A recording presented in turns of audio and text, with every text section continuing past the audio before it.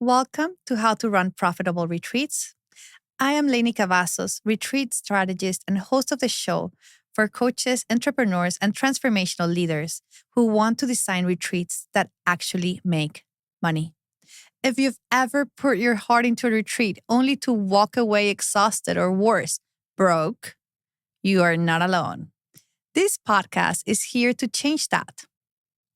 Each week, I'll bring you stories, strategies, and expert insights to help you create meaningful, transformational retreats that also support your business, your lifestyle, and your bottom line. Let's make your next retreat not just powerful, but profitable. Hello, welcome back to another podcast episode of How to Run Profitable Retreats. I'm your host, Lainey Cavazos, and I'm so excited today because I have Anne Gordon with me. And I have known about Anne for quite a while, and we got to meet in San Diego a couple of months ago. So I'm so excited to be able to have you here as a guest. And she has been running successful whale and dolphin wisdom retreats international since 2007. And I think it's so important for us to have her here because I want you to really think about all the possibilities when it comes to running retreats and how you can incorporate nature and animals that to bring, wisdom and transformation into your retreats. And she shares the wisdom of dolphins and whales through her transformational retreats. So you spend time and deepen your spiritual connection with the natural world. And she's a retreat success coach who loves to share her comprehensive knowledge and experience of leading successful and lucrative retreats in the last 19 years with coaches, healers, and transformational leaders. And she has dedicated her life to empower you to easily add six figures to your business by leading transformational retreats. So, we're all here and with this big mission and of helping people run successful retreats and people attending the retreats at changing their lives. So thank you so much for being here. Thank you for having me. I'm excited for our conversation, and I just love talking all things retreats and sharing what I have learned in all these years to benefit others. So tell me, and why dolphins and whales? I mean, I think that's the most important question. Why dolphins and whales, right? It could be, it is the most important I don't know, rabbits. Right, not deer, not bear, not wolves, they're all amazing for sure. I grew up in the Pacific Northwest of the U.S. I grew up boating on the shores of Puget Sound, and I grew up watching orca whales. So they've been in my life, my entire life. And to me, they just model the way we are all trying to live in joy, in the present moment, in balance and harmony, in transparency, in forgiveness. There's so much we can learn from them. And I realized on my very first retreat, watching how people spending 5 days immersed in the presence and energy of whales and dolphins, how there was just this beautiful and very gentle release of blocked emotions and reconnecting with their deepest desires, their passions. And I had to do very little facilitating. It was just the experience that did it by itself. And that was powerful. It was a huge lesson because I know you've seen this as well, that retreat leaders that just pack all this content in and there's no breathing room. And it's really not about the content. It's about the experience. And the whales and dolphins just bring that together so beautifully. Yeah, I think you touched on a very, very important point. For me, I think the biggest piece of a retreat, once you're in the retreat, right? Of course, you need to market it and sell it and all the pieces. But once, you have people inside of the retreat, the experience makes it or breaks it, right? Yes. And I've attended so many retreats. I mean, all the time, right? And I love it. And I've attended all different types of retreats with all the different topics, right? Business, relationships, yoga, women retreat, you name it, right? Sound healing retreats, Hindu retreats, all of them. And I have to say that in that experience, I have seen a lot of people packing up the schedule too much. Right. And I tend to see this the most actually with yoga teachers, Pilates, all the instructors that have a lot of the activities have a lot of movement. Yes. that they tend to pack the retreat. I've been to retreats where they start at 5 in the morning and finish at 9 or 10 p.m. Oh, geez. And I'm the person who's like, well, I'm not going to go to this activity, right? Like I know my energy and how I keep it and Yeah. manage it.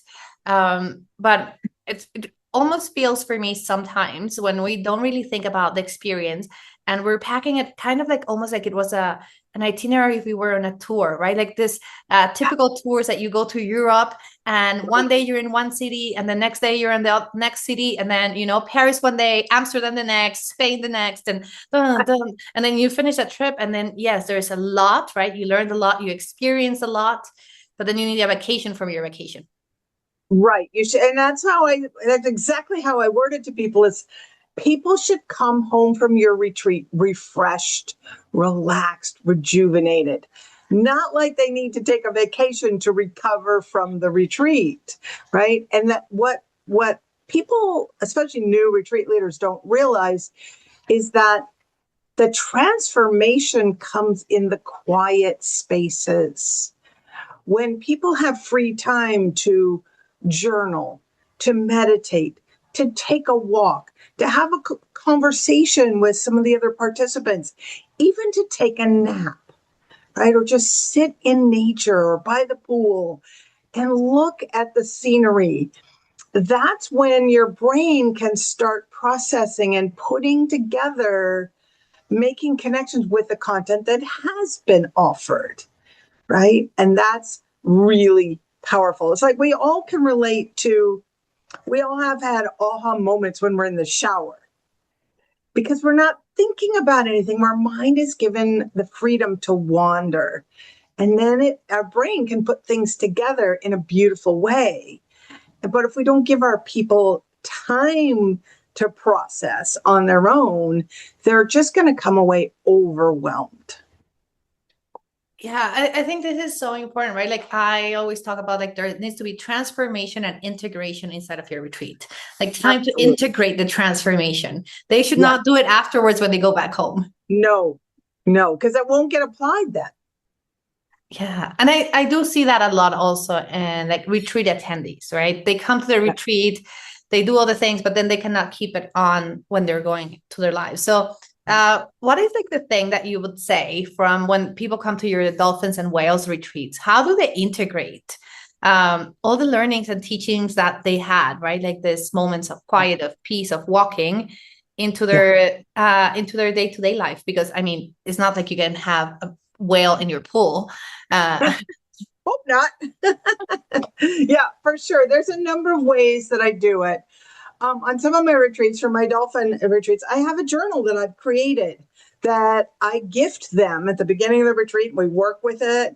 And then, of course, we don't go through the whole thing. And so that goes home with them so they can continue receiving the wisdom and working with it there. I always have one or two follow-up group calls after the retreat. So that because one of the big things that people say is they fall in love with everybody they're on the retreat with, their fellow participants, and they are sad because they're leaving and they won't ever see them again. They may not ever see them in person. However, we can have a Zoom call where everybody gets together and then we talk about how has your integration been back home? Because sometimes it's a bit of a letdown to come back to real life after this magical week on retreat. And so we talk about that. And we, of course, on the last day, we do prepare them and say, be gentle with yourselves and take time. Don't just dive back into work. I always like to give myself a couple of days of just nothing on my schedule when I come home so I can just integrate for myself and process and just relax because running a retreat is a lot of energy. And then I also give everybody a free private call with me afterwards. And so that we can talk about how has it been coming back? What can I support you with? Right? How can I help you to keep this energy flowing in your life?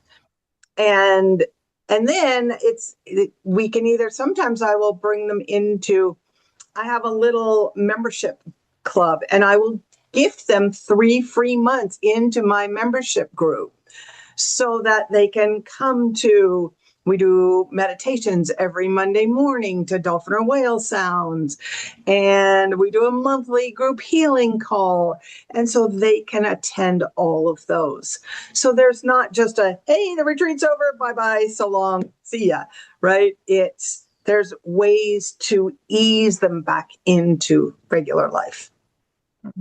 I love this. Yeah, I think this is so important in the sense that when we're thinking about it, right? Or we're thinking about like now putting us in a position of like a retreat leader.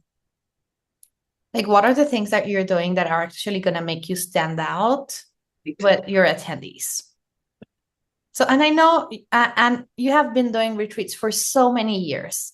What would be like the main 3 things that you like suggest, or, you know, like your biggest, like, you know, learning points that you would be like, oh my gosh, if I were to start this from scratch, these are the 3 things that I would do differently, or that I would focus my energy on? Yeah. So obviously, when you're thinking, I mean, I talk to people all the time, just like you do, that I'm dreaming of leading a retreat. And my first question is, well, what is the theme or the goal of your retreat? Well, I don't know. I just wanted to lead a retreat. Okay, let's back up there. You've got to start with a goal. What do you want your participants to take away? What do you want them to learn? What is the transformation you're providing? And even though what's funny about my retreats is people generally don't sign up for my retreats because they want to learn a skill, because they're looking for a transformation in their life. They're coming because they've always dreamed of swimming with whales or dolphins, right? Or connecting with them. But the transformation always happens, right? They come for the experience. But for most retreats, there's a theme or a goal. And for mine, it's to help them to dive deep into spiritual and physical connection with the dolphins and whales. And that happens. But if you don't know your goal or theme, it's really hard. You can't do anything else.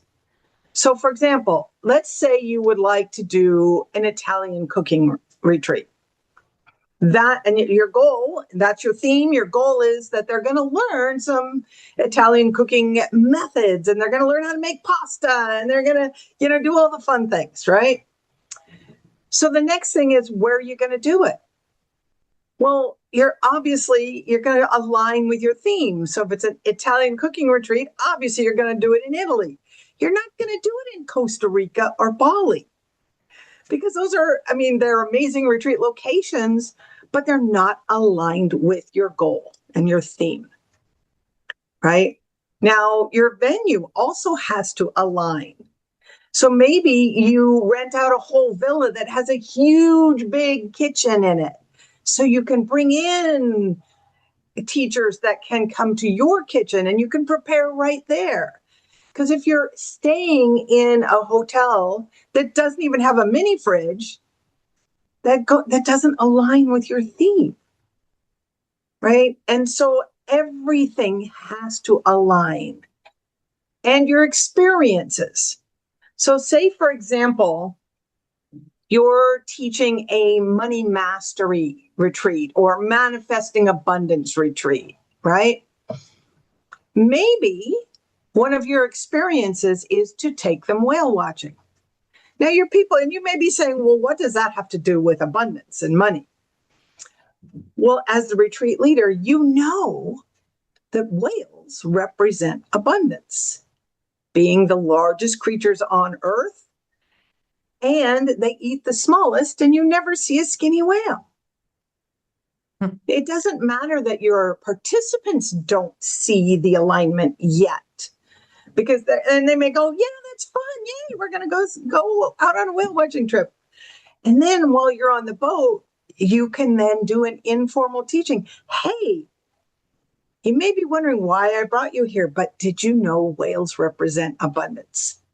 Then you can do a whole teaching around that. So your experiences, your activities also need to align with the goal and the theme. Yes, they can be super fun. Yes, they can seem outside of the box, but everything needs to be aligned. So that is really a huge one. And the other one that I see, just as we've already mentioned, is just overpacking your schedule. Build in free time. It's really important. And I think the other thing is that I see a lot of times that people make mistakes is, I heard of a woman not giving yourself enough time to promote the retreat. And I met a woman who, she did a retreat in Thailand, but she only promoted it for 2 months. Amazingly, she got 2 people. I'm amazed she even got that many. Yeah. Right? In 2 months to travel that far away. It's a big expense, even though Thailand can be really cheap, but yet the flight's not cheap, right? It's a lot, and people need time to plan. You have to know who your audience is.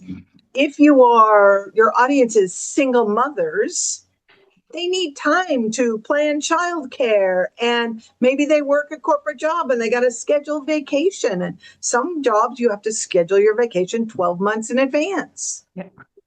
Right? So I tell retreat leaders, you have to, for a week-long retreat, give yourself 9 to 12 months to promote it. Yeah, and I think this is great advice in all the different layers. Like the first thing that I really see is this connection, right, between the goal and every other thing, right? Everything has to be like, if it's not connected to the goal, it does not belong in your retreat. Correct. Yep. Right. And the other one is, yes, giving yourself enough time to promote, because it is true, like anyone who works in the corporate space, and usually in January, you need to plug in your vacation. Right. So you also can use that Yep. to, if you're looking, your clients are people in the corporate space, right? Yep. You can use that saying, hey, my biggest months of promotion need to be before January. So when it's January, they can book the time, right? They can already say yes. And then, so we can really consider, again, thinking about who are the people coming to your retreat and really take them into consideration when it comes to that. I think that really makes a difference, because I mean, I always talk about like messaging and how most retreat leaders write messaging to their peers. Right. Yeah. And it's very hard to sell that, because your peers are trying to sell their own retreats. That's right. It's like, figure out who your audience is, what they're looking for. And then here's the other thing is, it's the retreat is not about you as the leader. It's not about you wanting a vacation in Bali or Costa Rica or wherever you choose. It's about, where does your audience want to go? And that may mean polling them and asking, and that can be a simple social media poll. I'm thinking about leading a retreat in these 5 locations. Which would you prefer? Right? Find out from them where they want to go, where they're willing to go, where they're interested in going, and then follow that advice. Even if it's a place, ideally those 2 things line up. You're going to want to go there and they're going to want to go there. Right? It's like, for me, I would never lead a retreat in New York City. I'm all about nature and I want things quiet. I want trees and green around me, right? Even though you can do whale watching in New York. I've done it. It can be done. But that's not the right place for my retreat. And my audience would look at me like I'd gone Looney Tunes if I offered that retreat. Right. And I think something else that I saw from what you said, Anne, is like the retreats that you have are like, people come because they have this dream of swimming with whales and with dolphins, but you're selling them what they want. Exactly. And then you're giving them what they need. Yep. Yes. And it's that same, we hear it in coaching all the time. Sell them what you want, what they want, and then give them what they need. And so for me, the transformation is kind of snuck in on the back end. But it's fun, and they come for the experience and they get the experience, but it's like they get so much more, and you can give them more without overpacking it with content. Like I've never done a PowerPoint presentation ever in any of my retreats. Right. Yes. No, it wouldn't match. No, it wouldn't. And PowerPoints, leave them at home. That's for Zoom, right? For a 3-day event in a hotel conference room. That is not for a retreat. I think this is so powerful. And so, well, if anyone wants to contact you, like what's the best way for people to find you? Well, I have actually a free gift for everybody. And if you opt in for the free gift, then you'll get my email address. And it is, I have a planner, it's like the ultimate retreat planners checklist. And it's literally like a wedding planner for retreat leaders. So literally it tells you what to do 12 months out, all the way up to leading the retreat and even after the retreat and follow up. And they can get that at retreatchecklist.com and just put your name and email and it's yours. And then we'll be connected. I love this, Anne. Thank you so much for giving this to the audience. I am sure they will all love it because, I mean, who doesn't need a planner? Right? I mean, it's literally a guide, step-by-step guide. I put a lot of work into this. I'm really proud of it. And it will just tell you everything you need to do to create your retreat. And I know you, Lainey, are here for them. I'm here for them. Just reach out to us and we are happy to support you. Well, Anne, thank you so much for being here today. I truly appreciate you. And we're so excited to, continue all these conversations with you and all the magic that is still to come. And for everyone who's listening, thank you so much for being here. And I will see you all next week. Thank you so much. Bye, everybody.